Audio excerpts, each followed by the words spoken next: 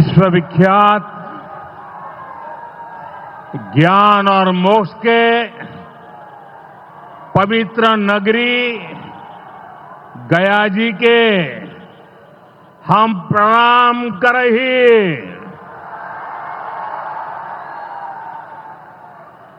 विष्णुपद मंदिर के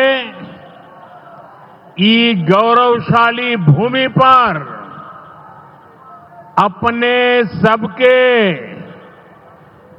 अभिनंदन करत ही बिहार के राज्यपाल आरिफ मोहम्मद खान जी, यहां के लोकप्रिय मुख्यमंत्री नीतीश कुमार जी, केंद्रीय मंत्रिमंडल के मेरे सहयोगी जीतन राम मांझी जी, राजीव रंजन सिंह, चिराग पासवान जी, रामनाथ ठाकुर जी, नित्यानंद राय जी, सतीश चंद्र दुबे जी, राजभूषण चौधरी जी, डिप्टी सीएम सम्राट चौधरी जी, विजय कुमार सिन्हा जी, बिहार सरकार के मंत्रीगण, संसद में मेरे साथी उपेंद्र कुशवाहा जी, अन्य सांसदगण और बिहार के मेरे प्यारे भाइयों और बहनों, गया जी की ये धरती अध्यात्म और शांति की धरती है। ये भगवान बुद्ध को बोध कराने वाली पावन भूमि है। गया जी की आध्यात्मिक और सांस्कृतिक विरासत बहुत प्राचीन है, बहुत समृद्ध है। यहां के लोगों की इच्छा थी कि इस नगरी को गया नहीं, गया जी कहा जाए। मैं इस निर्णय के लिए बिहार सरकार का अभिनंदन करता हूं। मुझे खुशी है कि गया जी के तेज विकास के लिए बिहार की डबल इंजन सरकार लगातार काम कर रही है। भाइयों बहनों, आज भी गया जी की पावन भूमि से एक ही दिन में 12,000 करोड़ रुपए की परियोजनाओं का लोकार्पण या शिलान्यास हुआ है। इनमें ऊर्जा, स्वास्थ्य और शहरी विकास के जुड़े कई बड़े प्रोजेक्ट्स हैं। इनसे बिहार के उद्योगों को ताकत मिलेगी और युवाओं के लिए रोजगार के नए अवसर भी बनेंगे। मैं इन परियोजनाओं के लिए बिहार के लोगों को बधाई देता हूं। बिहार में बेहतर स्वास्थ्य सुविधाओं के लिए आज यहां हॉस्पिटल और रिसर्च सेंटर का उद्घाटन भी हुआ है। अब बिहार के लोगों को कैंसर के इलाज के लिए एक और सुविधा मिल गई है।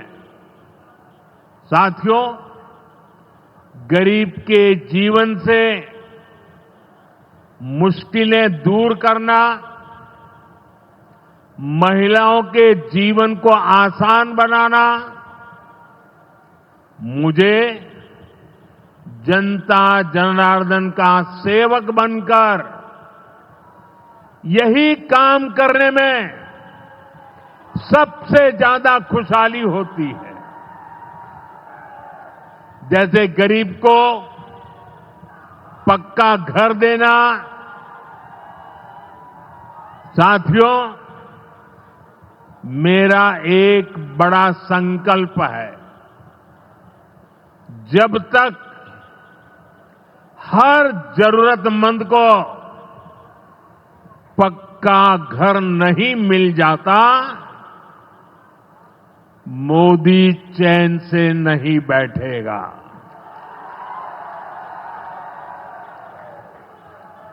इसी सोच के साथ पिछले 11 साल में 4 करोड़ से अधिक गरीबों को पक्के घर बनाकर दे दिए गए। अकेले हमारे बिहार में 38 लाख से अधिक आवास बनाए गए। गया जिले में भी 2 लाख से अधिक परिवारों को अपना पक्का घर मिला है। और हमने सिर्फ घर यानी 4 दीवारें नहीं दी, बल्कि उन घरों के साथ गरीब को उसका स्वाभिमान दिया है। इन घरों में बिजली, पानी, शौचालय और गैस कनेक्शन की सुविधाएं दी हैं। यानी गरीब परिवारों की भी सुविधा, सुरक्षा और सम्मान से जीने की गारंटी मिली है।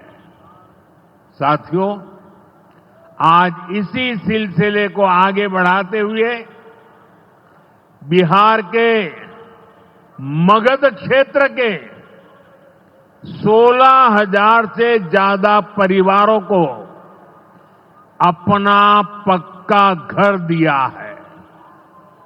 यानी इस बार इन परिवारों में दिवाली और छठ पूजा की रौनक और ज्यादा होगी। मैं अपना घर पाने वाले सभी लाभार्थी परिवारों को बहुत बहुत बधाई देता हूं। और जो लोग अब भी पीएम आवास योजना के लाभ से छूट गए हैं, मैं उन्हें विश्वास दिलाता हूं कि पीएम आवास का अभियान तब तक जारी रहेगा जब तक हर गरीब को अपना पक्का घर नहीं मिल जाता। साथियों, बिहार चंद्रगुप्त मौर्य और चाणक्य की धरती है। जब जब किसी दुश्मन ने भारत को चुनौती दी है, बिहार देश की ढाल बनकर खड़ा हुआ है। बिहार की धरती पर लिया हुआ और संकल्प, ये धरती की ताकत है। इस धरती पर लिया गया हर संकल्प कभी खाली नहीं जाता। और इसलिए तो भाइयों बहनों, जब कश्मीर के पहलगाम में आतंकी हमला हुआ था, हमारे निर्दोष नागरिकों को उनका धर्म पूछ करके मारा गया, मैंने बिहार की इसी धरती से आतंकवादियों को मिट्टी में मिलाने की बात कही थी। आज दुनिया देख रही है, बिहार की धरती से लिया गया वो संकल्प पूरा हो चुका है। आपको याद होगा, उधर से पाकिस्तान हम पर ड्रोन हमले कर रहा था, मिसाइलें दाग रहा था और इधर भारत पाकिस्तान की मिसाइलों को हवा में तिनके की तरह बिखेर रहा था। पाकिस्तान की एक भी मिसाइल हमें नुकसान नहीं पहुंचा पाई। साथियों, ऑपरेशन सिंदूर ने भारत की रक्षा नीति की नई लकीर खींच दी है। अब भारत में आतंकवादी भेजकर हमले करा के कोई बच नहीं सकेगा। आतंकवादी चाहे पाताल में क्यों न छिप जाए, भारत की मिसाइलें उन्हें दफन करके रहेगी। साथियों, बिहार का तेज विकास केंद्र की एनडीए सरकार की बहुत बड़ी प्राथमिकता है। इसलिए आज बिहार चौतरफा विकास के रास्ते पर आगे बढ़ रहा है। बीते वर्षों में पुरानी समस्याओं के समाधान तलाशे गए हैं और नई प्रगति के रास्ते भी बनाए गए हैं। आप याद करिए, लालटेन राज में यहां कैसी दुर्दशा थी। लालटेन राज में एक क्षेत्र लाल आतंक से जकड़ा हुआ था। माओवादियों की वजह से शाम के बाद कहीं आना जाना मुश्किल था।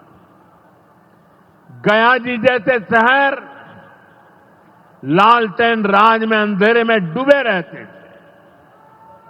हजारों गांव ऐसे थे जहां बिजली के खंभे तक नहीं पहुंचे थे। लालटेन वालों ने पूरे बिहार के भविष्य को अंधेरे में धकेल दिया था। न शिक्षा थी, न रोजगार था। बिहार की कितनी पीढ़ियों को इन लोगों ने बिहार से पलायन के लिए मजबूर कर दिया था। साथियों, बिहार के लोगों को आरजेडी और उनके साथी सिर्फ अपना वोट बैंक मानते हैं। उन्हें गरीब के सुख दुख, गरीब के मान सम्मान से कोई मतलब नहीं है। आपको याद होगा, कांग्रेस के एक मुख्यमंत्री ने मंच से कह दिया था कि अपने राज्य में बिहार के लोगों को घुसने नहीं देंगे। बिहार के लोगों से कांग्रेस की इतनी नफरत, बिहार के लोगों के प्रति इतनी घृणा और कोई भूल नहीं सकता। कांग्रेस का बिहार के लोगों के प्रति जो दुर्व्यवहार देखने के बाद भी यहां आरजेडी वाले गहरी नींद में सोए पड़े थे। भाइयों बहनों, बिहार की एनडीए सरकार कांग्रेस और इंडी गठबंधन वालों के इस नफरती अभियान का जवाब दे रही है। बिहार के बेटे बेटी को यहीं पर रोजगार मिले, सम्मान की जिंदगी मिले,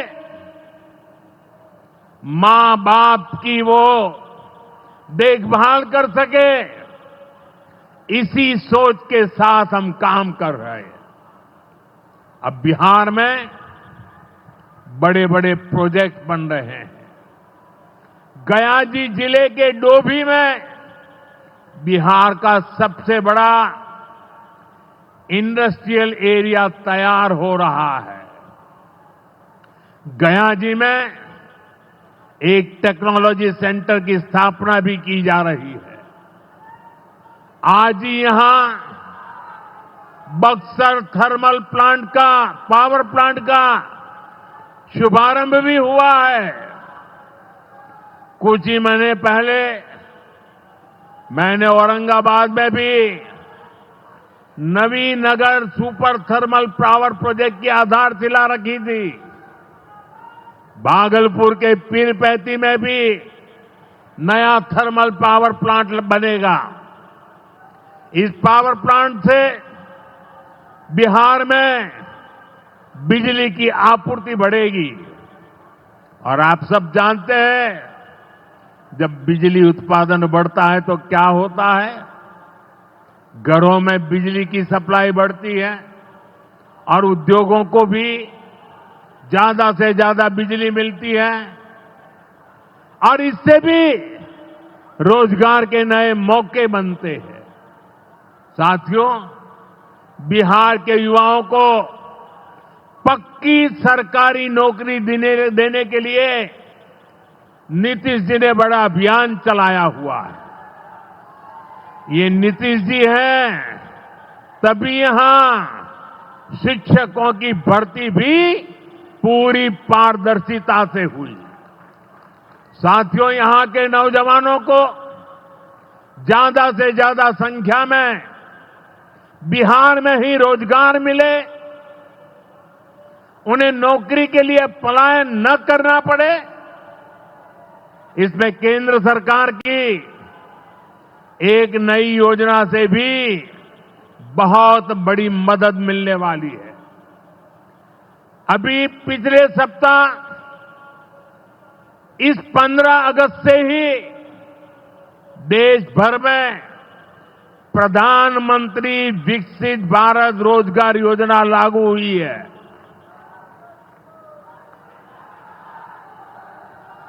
इसके तहत हमारे युवा जब निजी क्षेत्र में पहली नौकरी करेंगे तो केंद्र सरकार उन्हें अपने पास से 15,000 रुपये देगी। जो प्राइवेट कंपनियां युवाओं को रोजगार देगी, उन्हें भी अलग से पैसे सरकार देगी। इस योजना का बहुत बड़ा लाभ बिहार के मेरे युवाओं को भी होगा। साथियों, हमारे देश में कांग्रेस हो, आरजेडी हो, इनकी सरकारों ने कभी जनता के पैसे का मोल नहीं समझा। इनके लिए जनता के पैसे का मतलब रहा है खुद की तिजोरी भरना। इसलिए कांग्रेस आरजेडी की सरकारों में सालों साल तक परियोजनाएं पूरी नहीं होती थी। कोई योजना जितनी लटकती थी उतना उसमें ये पैसे कमा लेते थे। अब इस गलत सोच को भी एनडीए सरकार ने बदल दिया है। अब शिलान्यास के बाद कोशिश होती है जल्द से जल्द समय सीमा में उस काम को पूरा करने के लिए सफल प्रयास किया जाए। आज का एक कार्यक्रम इसका भी एक शानदार उदाहरण है। औटा सिमरिया सेक्शन का शिलान्यास करने का सौभाग्य बिहार के लोगों ने मुझे दिया था। और आप लोगों की कृपा देखिए, आप लोगों का प्रेम देखिए कि जिस ब्रिज का शिलान्यास आपने मुझे करने के लिए कहा, आज इसका लोकार्पण करने का अवसर भी आपने मुझे दिया है। ये पुल सिर्फ सड़कों को नहीं, पूरे उत्तर और दक्षिण बिहार को जोड़ने का काम करेगा। जो भारी वाहन पहले गांधी सेतु से होकर 150 किलोमीटर का लंबा चक्कर काटते थे, अब सीधा रास्ता पाएंगे। इससे व्यापार तेज होगा, उद्योगों को ताकत मिलेगी और तीर्थयात्रियों का भी पहुंचना आसान होगा।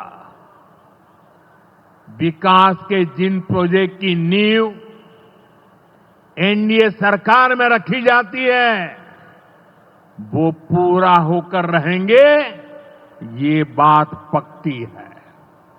साथियों, एनडीए की डबल इंजन सरकार यहां रेलवे के विकास के लिए भी तेजी से काम कर रही है। अमृत भारत स्टेशन योजना के तहत गयाजी रेलवे स्टेशन को आधुनिक बनाया जा रहा है। इससे गयाजी रेलवे स्टेशन पर यात्रियों को एयरपोर्ट जैसी सुविधाएं मिलेगी। आज गया वो शहर है जहां राजधानी, जनशताब्दी और made in India Vande Bharat ट्रेनों की सुविधा उपलब्ध है। गया जी सासाराम, प्रयागराज, कानपुर होते हुए दिल्ली तक सीधा कनेक्शन बिहार के युवाओं को, यहां के किसानों को, यहां के व्यापारियों के लिए नई संभावनाएं बना रहा है। भाइयों और बहनों, आपके आशीर्वाद से, देश के अटूट भरोसे के कारण साल 2014 में प्रधानमंत्री के तौर पर शुरू हुआ मेरा सेवा काल, ये सेवा काल निरंतर जारी है।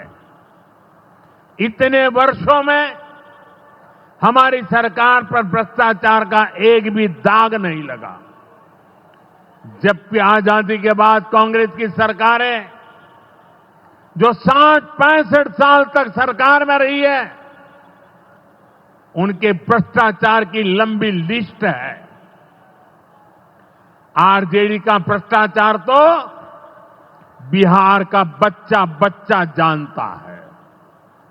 मेरा साफ मानना है कि भ्रष्टाचार के विरुद्ध लड़ाई को अगर अंजाम तक पहुंचाना है तो कोई भी कार्रवाई के दायरे से बाहर नहीं होना चाहिए।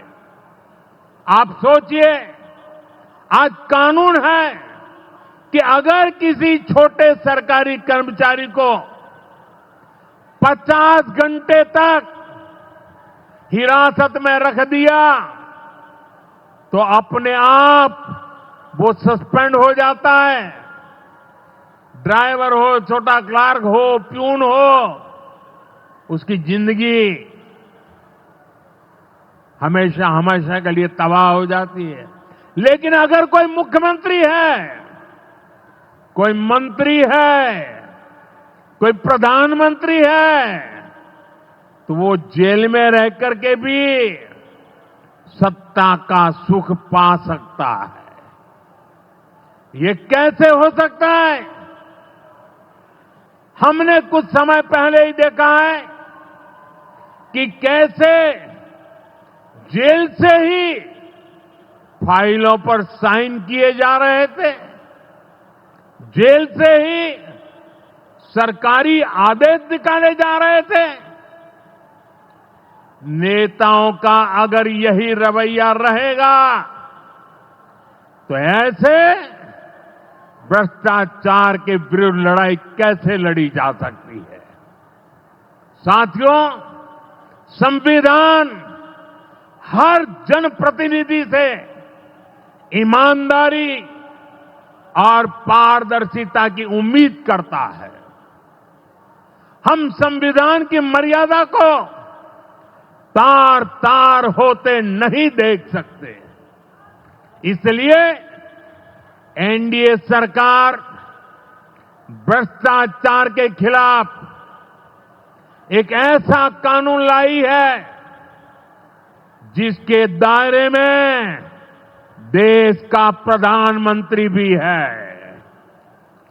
इस कानून में मुख्यमंत्री और मंत्रियों को भी शामिल किया गया है। जब ये कानून बन जाएगा तो प्रधानमंत्री हो या मुख्यमंत्री या फिर कोई भी मंत्री, उसे गिरफ्तारी के 30 दिन के अंदर जमानत लेनी होगी और अगर जमानत नहीं मिली तो 31वें दिन उसे कुर्सी छोड़नी पड़ेगी।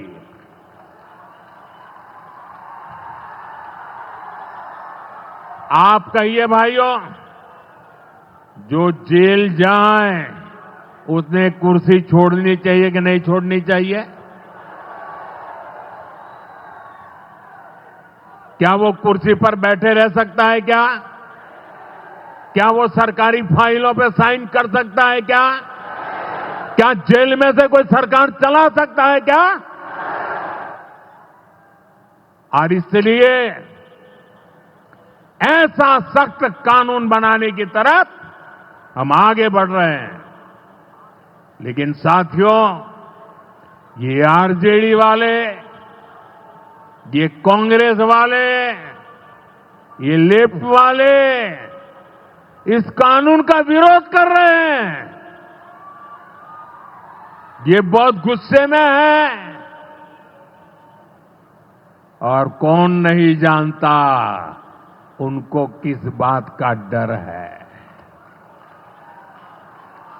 जिसने पाप किया होता है वो अपने पाप को दूसरों से छुपाता है, लेकिन खुद को भीतर से जानता है कि क्या खेल खेला है। इन सब का भी यही हिसाब है। ये आरजेडी और कांग्रेस वाले कोई बेल पर बाहर है, कोई रेल के खेल में अदालत के चक्कर लगा रहा है, और जो जमानत पे बाहर घूम रहे हैं भी आज इस कानून का विरोध कर रहे हैं।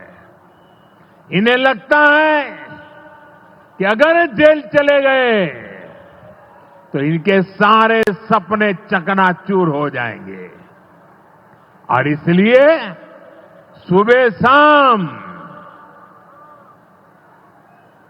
ये लोग मोदी को भांति भांति की गाली दे रहे हैं और इतने बौखलाए हुए हैं कि इस जनहित के कानून का विरोध कर रहे हैं। हमारे राजेंद्र बाबू, बाबा साहब आंबेडकर ने कभी सोचा भी नहीं था, कभी कल्पना भी नहीं की होगी कि सत्ता के भूखे लोग भ्रष्टाचार करेंगे और जेल जाने पर भी कुर्सी से चिपके रहेंगे। लेकिन अब भ्रष्टाचारी जेल भी जाएगा और उसकी कुर्सी भी जाएगी। भारत को भ्रष्टाचार से मुक्त होने का संकल्प देश के कोटि कोटि लोगों का है। ये संकल्प सिद्ध होकर रहेगा। साथियों, मैंने लाल किले से एक और खतरे की बात की है, और ये खतरा बिहार पर भी है। देश में घुसपैठियों की बढ़ती संख्या चिंता का विषय है। बिहार के सीमावर्ती जिलों में तेजी से डेमोग्राफी बदल रही है। इसलिए एनडीए सरकार ने तय किया है कि देश का भविष्य